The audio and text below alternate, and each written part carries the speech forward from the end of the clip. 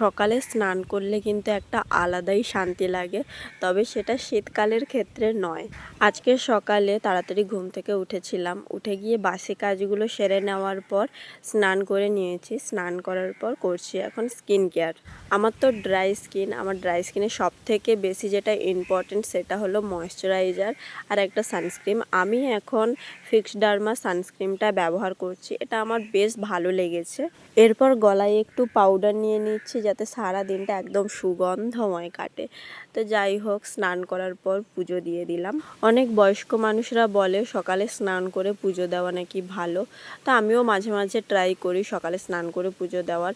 সারা দিনটা বেশ ভালো যায়, তবে মাঝে মধ্যে বিভিন্ন রকম কাজ পড়ে যায়, তখন আর স্নান করা হয় না, স্নান করে সকালে পুজোও দেওয়া হয় না। আমি সকালে টুকটাক বাসি কাজগুলো সেরে নেই, মা এদিকে জলখাবারটা রান্না করে নেয়।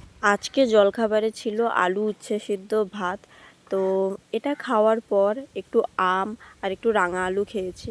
তারপরে দুপুরের রান্নাটাও করে নিয়েছি, আমিই করেছি, তবে ভিডিও আর করা হয় না। আজকে দুপুরের রান্নায় আমি করেছি ভেন্ডি ভাজা আর মাংসের একদম পাতলা ঝোল। খুব একটা বেশি ঝাল দেইনি, তেল দেইনি, কারণ এখন খুব গরম পড়েছে।